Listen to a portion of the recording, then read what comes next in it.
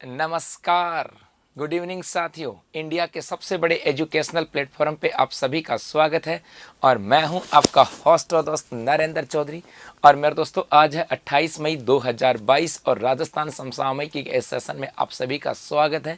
और मेरे दोस्तों, आज आपको पता है कि शनिवार है और शनिवार को हम लोग करते थे कुछ ना कुछ तो खास, कुछ ना कुछ एक जिला दर्शन की चर्चा करते थे। लेकिन आप सबको पता है कि टेक्निकल इश्यू की वजह से अपना जो उत्कर्ष क्लासेस का जो मेन यूट्यूब चैनल है वो हाइड हो गया है, वो शो नहीं हो रहा है। इस वजह से अपनी जो कक्षा है आज उत्कर्ष एसएससी के चैनल पे आ रही है। तो आज हम लोग चर्चा करेंगे यहाँ पर सर आज हम चर्चा करेंगे 5 प्रश्नों, क्योंकि जैसे ही हो सकता है मंडे तक अपना जो चैनल है वो शो भी हो जाएगा और मंडे से अपने रेगुलर क्लास भी हो जाएगी और उसके बाद वहाँ पर अपन धमाल मचाएंगे। लेकिन तब तक आपकी तैयारी जो है ना, आपकी तैयारी न छूटे, आपका रूटीन न टूटे, क्योंकि हर दिन एक शाम को 5 बजे आते आते दिमाग में एक घंटी से बजती कि भाई हाँ, अब तो मुझे राजस्थान करंट अफेयर्स पढ़ना है। तो वो जो रूटीन बना हुआ है ना, रेगुलरिटी जो बनी हुई है, वही सफलता दिलाती है और वो नहीं टूटे। इसी के लिए हम लोग आज अपनी जो कक्षा है इस उत्कर्ष एसएससी के चैनल पे ले रहे हैं। तो अपनी पिछली 2 जो क्लासेज हैं वो अपनी हुई थी उत्कर्ष क्लासेस के फेसबुक पेज पे। तो चलो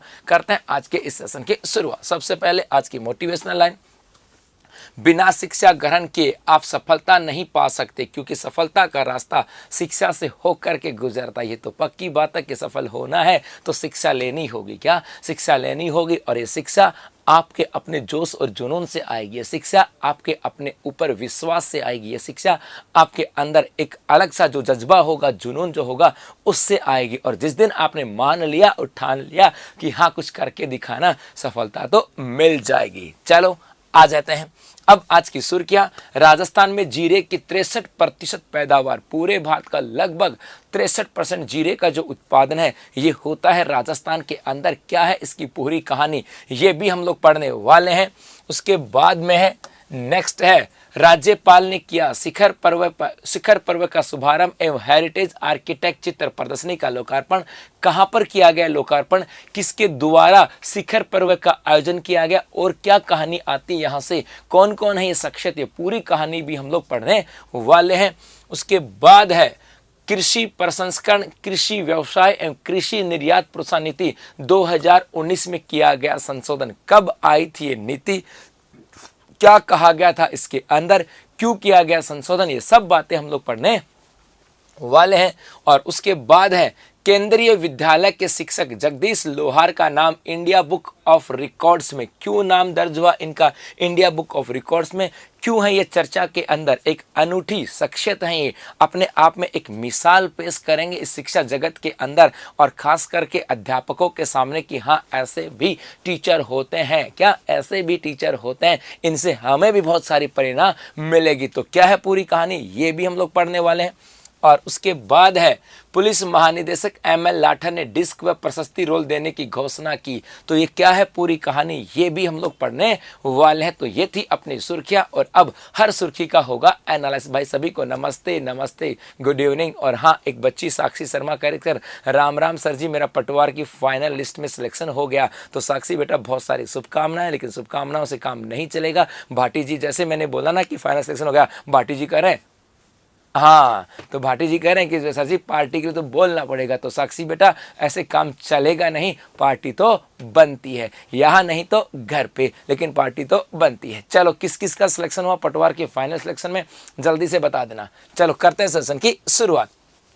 अपना पहला क्वेश्चन आता है कि राजस्थान देश का कितने प्रतिशत जीरे का उत्पादन करता है। तो राजस्थान देश का 63% जीरे का उत्पादन करता है। गुरुजी प्रश्न चर्चा में क्यों है, 63% उत्पादन करता है, करता होगा भाई, लेकिन इसका करंट अफेयर्स के साथ संबंध क्या आता है, इसका करंट अफेयर्स के साथ संबंध कहां से आता है, वो संबंध आता है एमएसपी को लेकर के। किसको लेकर के आता है, एमएसपी। और एमएसपी को लेकर के क्यों आता है कि हाल ही की हम बात करें, अपने यहाँ पर भारत में एक राज्य है जिसका नाम है तेलंगाना, और ये जो तेलंगाना राज्य की बात करें, ये राज्य जो है ना, यहाँ पर क्या होता है भाई, इस तेलंगाना राज्य की यदि हम बात करें तो यहाँ पर हल्दी जो है, ये हल्दी जो है, इस हल्दी की बात करें, ये भारत की सिर्फ 14% है। लेकिन तेलंगाना राज्य क्या कह रहा है कि हमें यहाँ पर हल्दी पे क्या दो, MSP दो, ऐसा कह रहा है। बल्कि राजस्थान की बात करें, यहाँ पे तो जीरे का 63% उत्पादन हो रहा है, फिर भी राजस्थान सरकार नहीं कह रही कि हमें MSP दो। इसका मतलब अब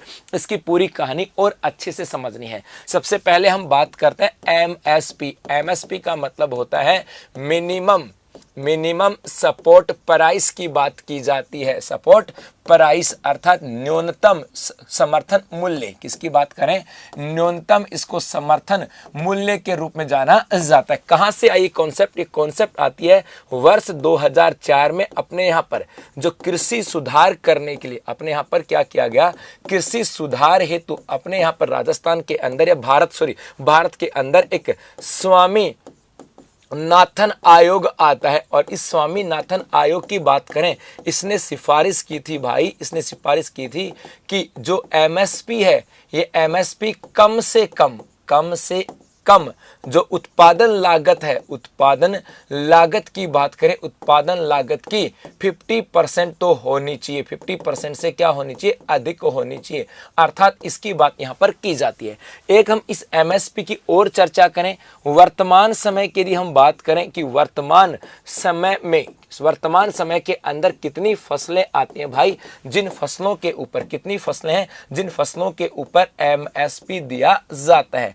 तो वर्तमान में अपने यहाँ पर बात करें तो 23 फसलें आती हैं। कितनी फसलें, 23 फसलें आते हैं जिनके ऊपर MSP दिया जाता है, इसकी बात यहाँ पर की जाती है। एक तो बात ये हो गई, ठीक है। एक और याद रखना कि गुरुजी MSP की बात करें, इन MSP को तय कौन करता है, या कहें कि MSP के द्वारा इसका निर्धारण कौन करता है, तो कृषि लागत और किसकी की बात करें भाई, कृषि लागत और मूल्य आयोग, ये तय कौन करता है, तो याद रखना कृषि लागत, हाँ जी, कृषि लागत और मूल्य आयोग की बात करते हैं। ये जो मूल्य आयोग है, इसके द्वारा इसका निर्धारण किया जाता है, ये सरकार के पास जाता है और सरकार इसके द्वारा इस MSP को लागू किया जाता है। ये बात यहां से आती है। अब यही चर्चा में चली, क्या अब चर्चा में चली कि जो तेलंगाना राज्य है, वो राज्य क्या कह रहा है कि हम ये जो हल्दी है, इस हल्दी पे भी क्या दो, MSP दो। और तेलंगाना के अंदर भारत की सिर्फ 14% हल्दी का उत्पादन होता है। क्या इसका सिर्फ 14%, इसका सिर्फ 14% उत्पादन होता है, फिर भी कह रहा है MSP दो। और राजस्थान की बात करें, अपने यहाँ पे जीरे का 63% उत्पादन होता है, लेकिन राजस्थान सरकार कुछ भी नहीं रही। ये बात यहाँ से आती है। तो MSP क्या होता है, स्वामीनाथन आयोग क्या आया, उसने MSP की क्या सिफारिशें दी, वर्तमान समय में कितनी फसलों पर MSP दी जाती है, MSP को तय कौन करता है, और यहां पर बात कर तेलंगाना राज्य क्या कहता है, इसकी चर्चा आती है। और राजस्थान में जीरे की बात कर तो इसका उत्पादन कितना होता है, 63%। यहां से एक चीज और याद रखना, इस जीरे की बात करें तो भाई राजस्थान के अंदर जीरे का जो सर्वाधिक उत्पादन होता है, राजस्थान में जीरे का सर्वाधिक उत्पादन की बात करें तो भाई ये होता है जालोर और जोधपुर में। जालोर और जोधपुर की बात करें, यहां पर जालोर, जोधपुर, बाड़मेर अर्थात जो पश्चिमी राजस्थान आता है, इस पश्चिमी राजस्थान के अंदर जीरे का सर्वाधिक उत्पादन होता है। तो ये आती है इसकी पूरी कहानी। अब हो जाए इसका स्क्रीनशॉट, फिर आगे चलते हैं। चलें आगे। सर जून जुलाई में बहुत सारे एग्जाम है, एक क्लास में 2022 का रिवीजन करा दो पक्का। अपना जो जून होगा ना बेटा, जून की बात करें 30 जून लास्ट होगा, उस दिन हम लोग 6 महीने का इकट्ठा करा देंगे, ठीक है। तैयार रहना। जून के अंदर संडे को या कभी भी एक दिन ऐसा होगा कि जिस दिन 6 महीने के जितने भी इंपॉर्टेंट क्वेश्चन है करवा देंगे। भाटी जी कह रहे हैं हाँ गुरुजी, हाँ कोई बात नहीं बेटा, बैठ जाना है ना। चलो आगे देखो, अगला क्वेश्चन आता है कि राज्यपाल ने किस कला संस्थान के द्वारा आयोजित 3 दिवसीय शिखर पर्व का शुभारंभ किया, कि किस कला संस्थान के द्वारा आयोजित 3 दिवसीय एक शिखर पर्व है और इसका शुभारंभ किया गया। तो किसके द्वारा जिन किया गया, पश्चिमी क्षेत्र सांस्कृतिक केंद्र उदयपुर के अंदर आता है। अब देखो इसकी हम बात करते हैं, यहां से चलो हम बात यहां से करते हैं। सबसे पहले अपना एक आता है पश्चिमी क्षेत्र सांस्कृतिक केंद्र आता है भाई। और ये जो पश्चिमी क्षेत्र सांस्कृतिक केंद्र आता है, यदि इसके मुख्यालय की यदि हम चर्चा करें तो ये आता है अपने बागोर की हवेली। और बागोर की हवेली जो है ना, ये है भाई उदयपुर के अंदर, यहां पर इसका मुख्यालय आता है। यदि हम बात करें इसके संरक्षक के रूप में, तो इसके संरक्षक के रूप में किसको जाना जाता है, तो ये जाना जाता है राज्यपाल को। और यदि हम बात करें कि भाई इसके वर्तमान निदेशक कौन है, तो ये क्वेश्चन भी कई बार पूछा गया है और ये नाम आता है किरण सोनी गुप्ता। किरण सोनी गुप्ता की बात करें, ये इसकी वर्तमान निदेशक आती है। अब ये जो पश्चिमी क्षेत्र सांस्कृतिक केंद्र है, इसके द्वारा एक आयोजन किया जाता है और ये आयोजन होता कहां पर है, माउंट आबू सिरोही में आयोजन करवाया जाता है। और ये आयोजन करवाया जाता है भाई माउंट आबू के अंदर। और ये इस आयोजन का नाम क्या है, शिखर पर्व। इसका नाम क्या है, शिखर पर्व। तो एक प्रश्न तो ये बन गया कि शिखर पर्व का आयोजन कहां हुआ, माउंट आबू के अंदर। और ये कहां पर, किसके द्वारा, पश्चिमी क्षेत्र सांस्कृतिक केंद्र के द्वारा। और इस शिखर पर्व के शुभारंभ की बात करें कि भाई इसका शुभारंभ किसके द्वारा किया गया, तो ये नाम आ जाएगा राज्यपाल के द्वारा। किसके द्वारा, राज्यपाल। ये तो आती है इसकी कहानी। अब और देखो, फिर इसका वापस से एक बार एनालिसिस कर दूंगा। एक आता है जवाहर कला केंद्र, ये है जयपुर के अंदर। इस जवाहर कला केंद्र की यदि चर्चा करें तो मेरे भाई याद रखना, इसकी स्थापना वर्ष 1993 में हुई। और यदि इसके वास्तुकार की बात करें तो इसके वास्तुकार आ जाते हैं चार्ल्स कोरिया। इसके वास्तुकार आते हैं चार्ल्स कोरिया। और इनके द्वारा नवग्रह पद्धति के आधार पर, नवग्रह के आधार पर इसका निर्माण करवाया है। उसके बाद एक राजस्थान संगीत नाटक अकादमी जोधपुर। और राजस्थान संगीत नाटक अकादमी जोधपुर के यदि चर्चा करें कि भाई इसकी स्थापना कब हुई, राजस्थान संगीत नाटक अकादमी की, तो इसकी स्थापना हुई थी 1957 के अंदर। और यह है कहां पर, जोधपुर में। एक आती है राजस्थान साहित्य अकादमी उदयपुर, राजस्थान साहित्य अकादमी उदयपुर। और यदि इसकी स्थापना की बात करें कि भाई इस अकादमी की स्थापना कब हुई, तो 28 जनवरी 1958 में, 28 जनवरी 1958 के अंदर इसकी स्थापना हुई। और इसके द्वारा भाई एक प्रकाशन भी किया जाता है। और ये प्रकाशन जो है ये आता है मधुमती का, जो कि एक मासिक पत्रिका आती है।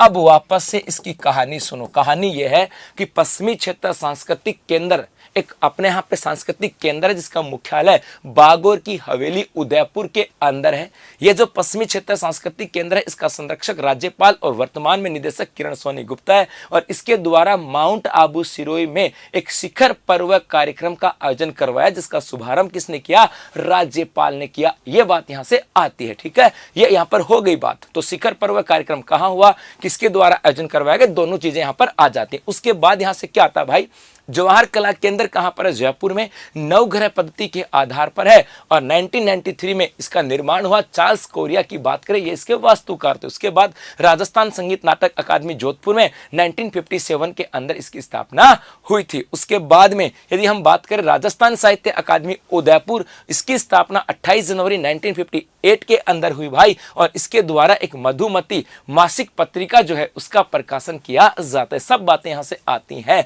तो हो जाए इसका स्क्रीनशॉट। अब आगे चलेंगे। गुरुजी 2021 का भी रिवीजन करा देना। बेटा करवाया मैंने, आपको पता हो पुलिस कांस्टेबल के एग्जाम जो थे ना, उससे पहले मैंने लगभग हर महीने का रिवीजन करवाया था। और आप कहते हो कि गुरुजी हाँ एग्जाम है, तो मैं कैसा कोशिश करूंगा कि इंपॉर्टेंट जो पार्ट आता है वो एक बार शामिल कर लो। चलें आगे। ओके,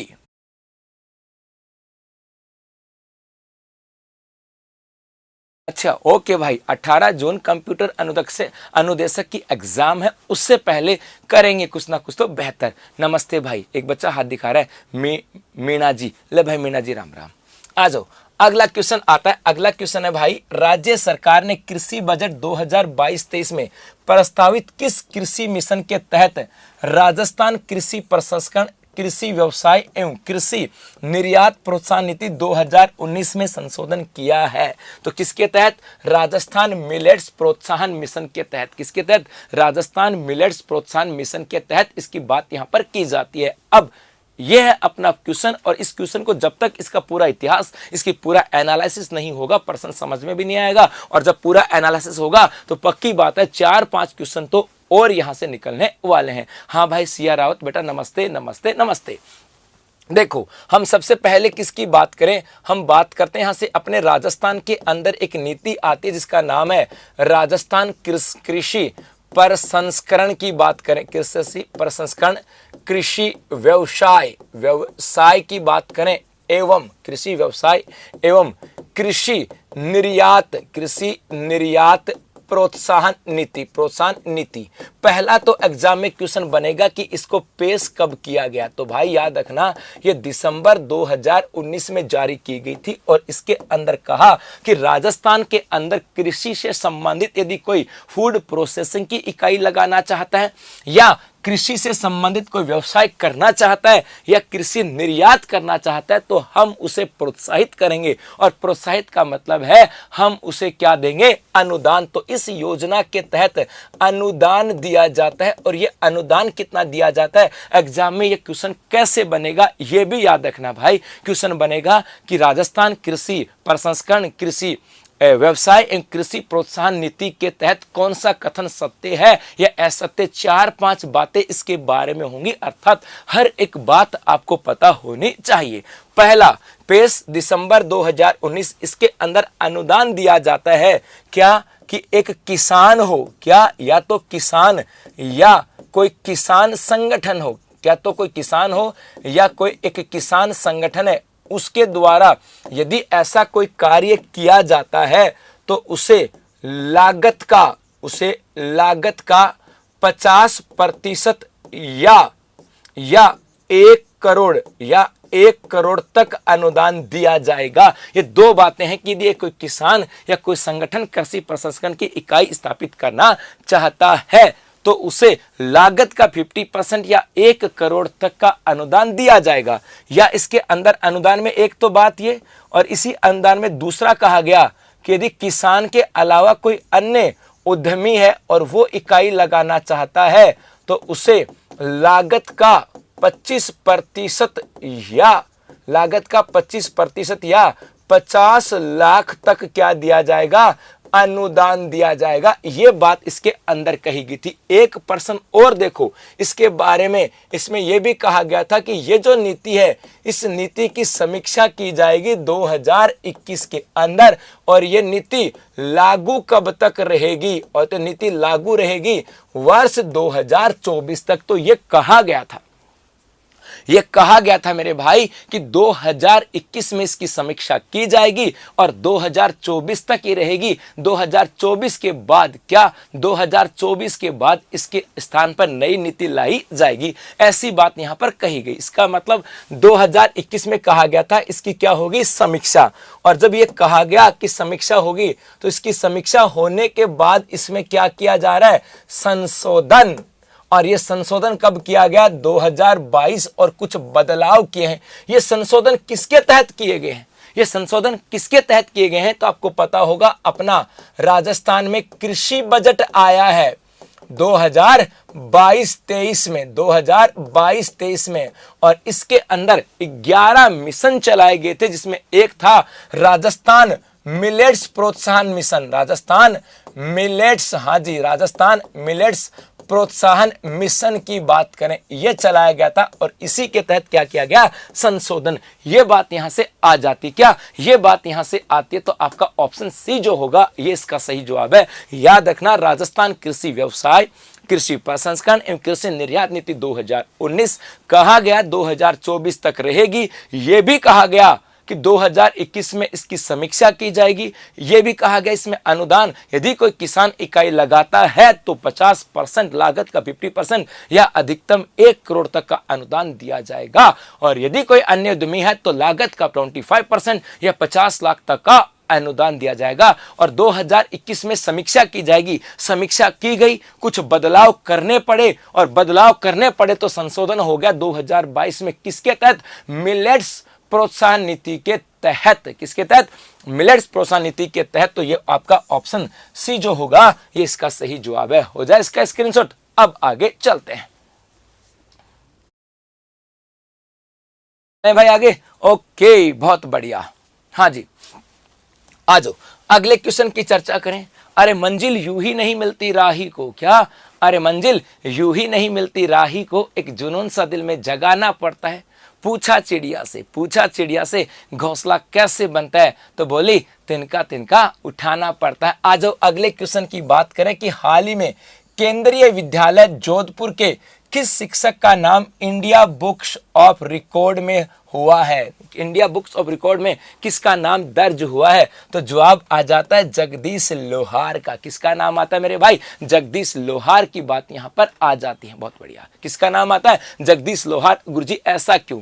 तो सबसे पहले देखो हम बात करें, अपने यहां पर एक केंद्रीय विद्यालय है, और केंद्रीय विद्यालय कहां भाई? जोधपुर के अंदर। और इस जोधपुर के केंद्रीय विद्यालय जोधपुर के अंदर एक टीचर हैं जिनका नाम है जगदीश लोहार। और जगदीश लोहार का नाम किस में दर्ज हुआ? तो इंडिया बुक्स ऑफ रिकॉर्ड में। इंडिया बुक्स ऑफ रिकॉर्ड की बात करें, इसके अंदर नाम दर्ज हुआ। अब आप पूछो कि गुरुजी इनका नाम ऐसा क्यों दर्ज हुआ? क्या भाई इनका नाम क्यों दर्ज हुआ? जाट भाई सरकार ऐसे दे देती ना, मैं ही ले लेता तेरे को, तब तेरे तक तो पहुंच नहीं देते। एक जाट भाई से कमेंट्स आ रहे हैं कि गुरुजी मैं लगाना चाहूँ फैक्ट्री 50 लाख दिवा दूँ, आले मैं भी तो तैयारी बैठी हो, आपन कौन सी ना ही आन दो ना कठे है, कोई दे तो सही, आपन कोई कौन दे। डॉक्यूमेंट्री तो ठीक लागे, मुझे ताई डाडी में दौड़ो बाल आगो, ताई डाडी में मैं के लाग रहा हो, दौड़ा बाल आगा, दौड़ा बाल को ना बड़ा चांदी का बाल आगा। आ जाओ, तो इंडिया बुक्स ऑफ रिकॉर्ड में नाम दर्ज हुआ कि गुरुजी क्यों नाम दर्ज हुआ? बड़ा इंपॉर्टेंट है। नाम दर्ज हुआ क्यों हुआ कि 20 साल की नौकरी, क्या 20 साल में एक भी छुट्टी नहीं, क्या? अरे 20 साल में एक भी छुट्टी नहीं। ये ऐसे शिक्षक हैं कि 20 साल की नौकरी के अंदर इन्होंने एक भी छुट्टी नहीं ली। अगली चीज याद रखना, जगदीश लोहार की बात करें, ये दिव्यांग शिक्षक हैं। क्या? अरे दिव्यांग शिक्षक हैं, हाँ जी दिव्यांग शिक्षक हैं। अपनी कमजोरी को इन्होंने कमजोरी नहीं, अपनी कमजोरी को इन्होंने अपनी ताकत बनाई।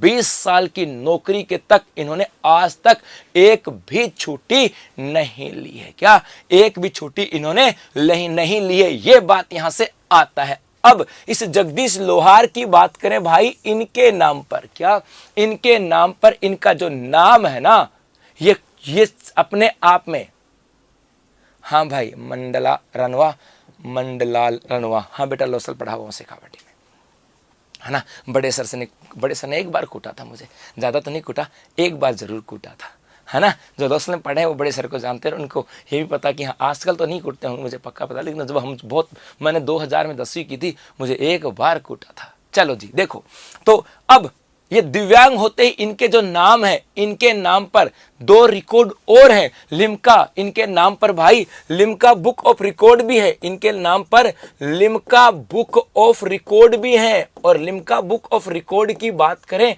वो किस चीज में है? तो पहला सबसे छोटी इलेक्ट्रिक टॉर्च बनाई थी। देखो दिव्यांग होते होते और इन्होंने क्या क्या नवाचार किए थे कि सबसे छोटी इलेक्ट्रिक टॉर्च इन्होंने बनाई थी। इसके अलावा इनके नाम पर एक लिम्का बुक ऑफ रिकॉर्ड भी है, और वो क्या? इन्होंने सबसे छोटी जो ड्रिल मशीन आती है, वो ड्रिल भी मशीन बनाई थी। और भाई सबसे बड़ी खास बात ये कि जगदीश लोहार की बात करें, ये रेगुलर जिम भी जाते हैं। क्या? अरे रेगुलर जिम जाते हैं। कहते हैं कि स्वस्थ शरीर तो स्वस्थ मन, स्वस्थ शरीर तो स्वस्थ मन रहता है। आप हमेशा जिम जाते हैं, फिट रहते हैं, बीमार नहीं होते। और 20 साल की नौकरी के अंदर, क्या 20 साल की नौकरी में इन्होंने एक भी छुट्टी नहीं ली। लिम्का बुक ऑफ रिकॉर्ड दर्ज है इनके नाम पे। सबसे छोटी इलेक्ट्रिक की बात करें, टॉर्च बनाने का, और सबसे छोटी ड्रिल बनाने की बात यहां पर की जाती है। यह नाम आता है जगदीश लोहार का। तो अपने आप में चैलेंज है उन भावी अध्यापकों का। आप में से बहुत सारे भावी अध्यापक हैं जो फर्स्ट ग्रेड की तैयारी कर रहे हैं, सेकंड ग्रेड की तैयारी कर रहे हैं। देखो भाई यहां से, क्या देखो भाई यहां से एक दिव्यांग टीचर होते अपनी कमजोरी को ताकत बनाए और 20 साल तक पूरी ईमानदारी पूरी शिद्दत के साथ गए। ऐसा ही भावी टीचर आपको बनना है। चलो, एक तो बात यहां से हो गई। अब यहां से एक नाम आता है दीपक जोशी का, इनका संबंध आता है बीकानेर से। दीपक जोशी का संबंध कहां से? बीकानेर से। और जो एक नाम आता है जयसिंह का भाई, और इनका संबंध आता है कहां से? झुंझुनू से नाम आता है, और ये भी अध्यापक हैं। इन्हें 2021 के अंदर राष्ट्रीय अध्यापक पुरस्कार की बात कर रहा है, या राष्ट्रीय शिक्षक पुरस्कार दिया गया। क्या दिया गया इनको? राष्ट्रीय शिक्षक पुरस्कार की बात करें भाई, क्या दिया गया? राष्ट्रीय शिक्षक पुरस्कार दिया गया 2021 को। और एक नाम यहां से आता है कीर्ति भारती का।